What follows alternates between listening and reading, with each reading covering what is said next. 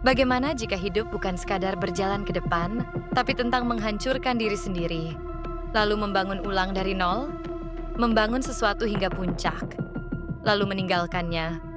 Dikenal sebagai ahli di satu bidang, lalu berubah total. Dari skeptis tentang keyakinan, menjadi optimis sepenuhnya. Dulu, dia adalah sang ilusionis. Seorang master dalam menciptakan realitas palsu yang membuat orang takjub. Triknya menghipnotis, membelokkan pikiran penonton, dan membangun narasi yang membuat orang percaya pada sesuatu yang sebenarnya tak ada. Tapi justru di puncak karirnya, dia memilih untuk berhenti. Dia tidak berubah, tapi dia bermetafora. Dari satu bentuk ke bentuk lain, tapi tetap dengan esensi yang sama. Tapi, kenapa manusia seperti ini selalu berada di puncak?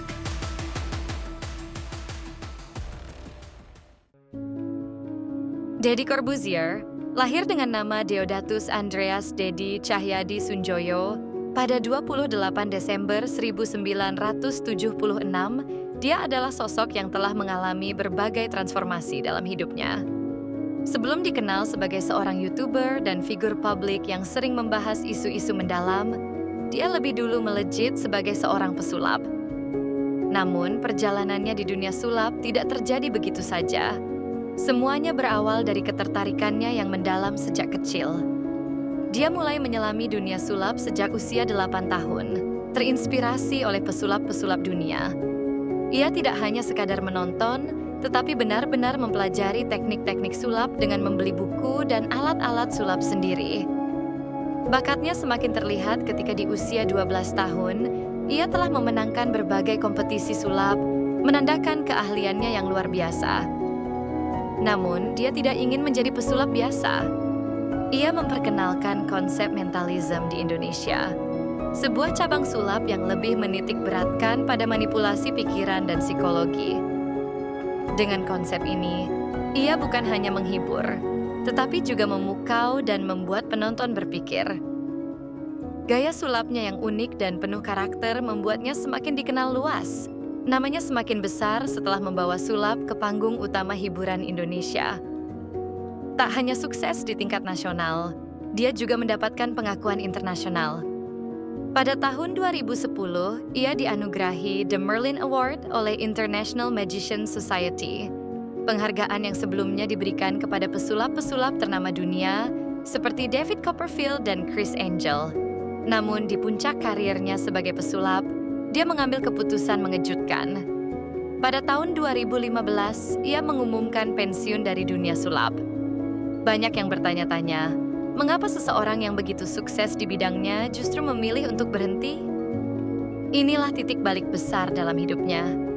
Ia mulai mengeksplorasi hal-hal di luar dunia hiburan murni, mencari makna yang lebih dalam tentang kehidupan dan identitas dirinya.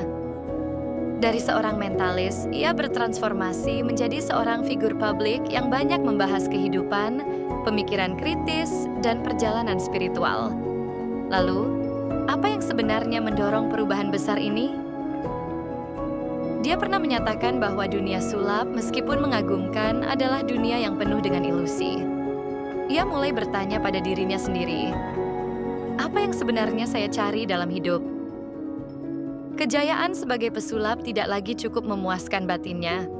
Ia ingin berbicara tentang hal-hal yang lebih nyata, lebih berpengaruh, dan lebih berdampak pada orang lain.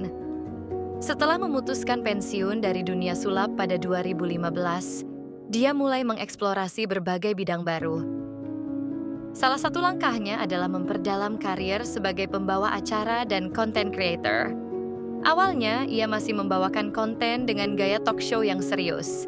Tetapi seiring waktu, ia menemukan identitas barunya sebagai seorang pemikir dan komunikator. Namun, perubahan yang terjadi dalam dirinya lebih dari sekadar profesi. Ini adalah transformasi cara berpikir, gaya hidup, dan tujuan hidupnya. Salah satu faktor besar yang mendorong perubahan ini adalah keluarganya, terutama anaknya, Aska Corbuzier. Sebagai seorang ayah, dia ingin memberikan contoh yang lebih baik dan menunjukkan bagaimana seseorang bisa berkembang secara intelektual, emosional, dan spiritual. Ini menjadi salah satu alasan mengapa ia mulai lebih terbuka berbicara tentang pengembangan diri dan kehidupan. Tentu saja, perubahan besar ini tidak terjadi tanpa tantangan. Banyak orang yang mempertanyakan keputusannya, terutama mereka yang mengenalnya sebagai pesulap. Ada yang menganggapnya kehilangan jati diri. Ada pula yang skeptis dengan transformasi spiritual dan intelektualnya. Namun, dia tetap teguh. Dengan pendekatan logis dan analitis, ia menghadapi kritik dengan argumen yang kuat. Ia selalu menekankan bahwa berubah bukan berarti mengkhianati masa lalu, tetapi justru bentuk evolusi diri. Kini, dia dikenal sebagai seorang pemikir publik, pembawa acara, dan inspirator. Dari seorang pesulap yang menciptakan ilusi, ia bertransformasi menjadi seorang yang mencari kebenaran. Perjalanannya mengajarkan bahwa perubahan bukanlah pengkhianatan terhadap masa lalu, melainkan sebuah evolusi menuju pemahaman yang lebih dalam. Ia meninggalkan dunia ilusi bukan karena kehampaan, tetapi karena kesadaran bahwa ada sesuatu yang lebih nyata untuk digali.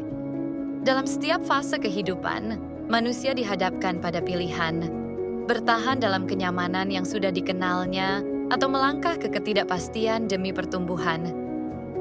Dia memilih yang kedua, dan itulah yang membedakannya. Setiap manusia hidup di antara bayangan dan cahaya. Ada yang memilih tinggal dalam ilusi yang menenangkan, ada pula yang berani menyingkap realitas meski menyakitkan. Dia memulai karirnya dengan mempermainkan persepsi. Kini, ia menantang persepsi itu sendiri. Keputusannya untuk berubah bukanlah penolakan terhadap dirinya yang dulu, tetapi sebuah perjalanan menuju pemahaman yang lebih utuh. Ia membuktikan bahwa keberanian sejati bukanlah mempertahankan apa yang sudah ada, melainkan menerima ketidaktahuan dan terus mencari makna. Lantas, dalam perjalanan kita sendiri, apakah kita masih berlindung dalam ilusi atau sudah siap melangkah menuju realitas?